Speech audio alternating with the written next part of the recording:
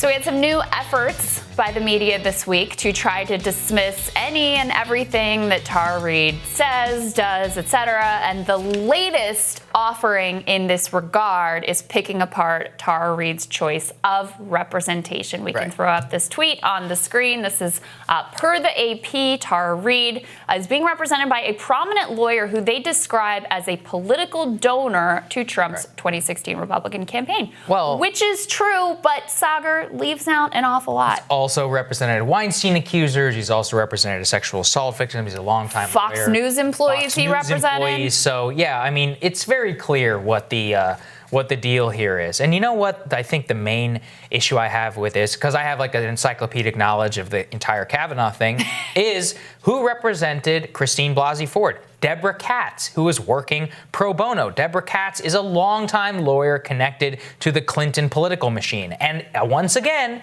if you brought that up at the time, people were like, what's wrong with you? That's conspiratorial thinking. I'm like, well, she's not, somebody's paying the bills for these polygraphs and for all this representation of Christine Blasey Ford. By the way, still no answer on who was paying Christine Blasey Ford's legal bills. In this particular case, now all of a sudden it seems to be okay for, it's not all of a sudden it seems to be okay for the mainstream media to be like, oh, Trump donor, doing everything they can to politicize it. When at the time, if you tried to politicize it, then not allowed to do. And by the way, he hasn't given anyone in this presidential election, either Biden or Trump. His last political donation was actually to Democrat Hakeem Jeffries, to give you a sense.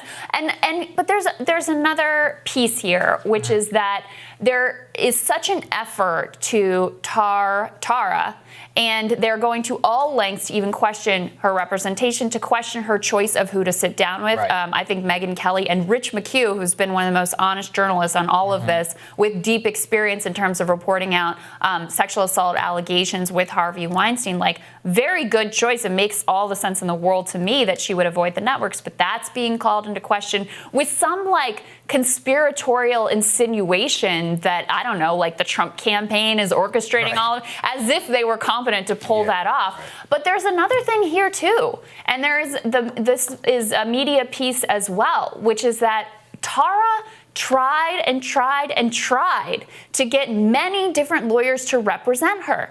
They wouldn't take her case. Right. So time's up. Right. And time's up. So she's left with, this individual seems like a very, accomplished and respected figure in the field with experience here. But she's essentially left with no choice but to take this lawyer that then they smear.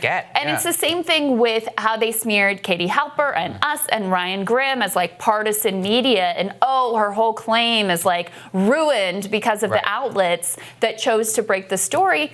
Well, the reason that these outlets like ours chose to break the story is because no one else was touching it.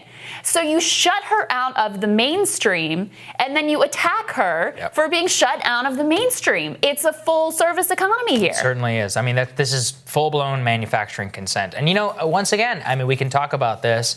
Tara Reade was challenged and asked, would you take a polygraph test? She said yes. She said she'd absolutely take one. Let's take a listen to that. Does Joe Biden get due process? Does he get the chance to vet these claims and defend himself? Is that okay? I think he's been doing that, right? He's had a chance for more platforms than I have. If I can just go back for 1 second to Blasey Ford. Yes. Some of those who supported her, but now have found a reason not to support you, say, well, she was under oath. Would you go under oath? Absolutely. They say, well, she subjected herself to cross-examination. Would you do that? Absolutely. They also point out that she took a polygraph controlled by someone on her team. Is that something you want to do? I'm not a criminal. Joe Biden should take the polygraph. What kind of precedent does that set for survivors of violence? Does that mean we're presumed guilty and we all have to take polygraphs? So I will take one if Joe Biden takes one.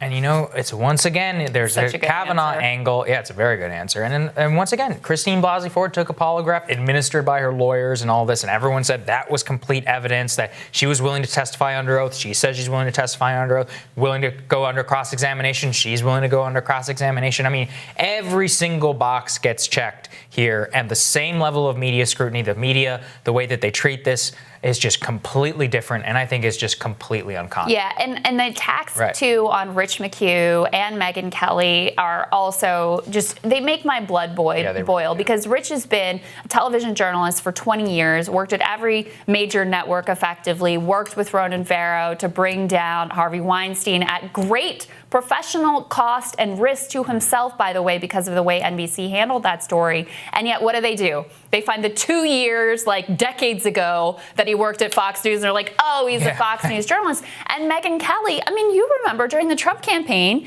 she was the one who challenged him in the debate on his insults with women, gets in this fight with him. He says there's blood coming out of her wherever. She's like a resistance hero at that point, right? And now that's all erased. She's just a Fox News shill again. It's just like, it's such bad faith attacks. It's so bizarrely conspiratorial that there's some like big grand conspiracy that put all of this together. I guess that conspiracy involved going back to 1996 and manufacturing court documents, which have also come out this week. That's right. I mean, that just once the double standard here, we will not stop pursuing this because people need to remember that this is all out in the open. It's out in the public record, and we know where you stood once and what's good enough for you then and not good enough for you now. Indeed. All right, thanks for joining us. We'll have more content for you later.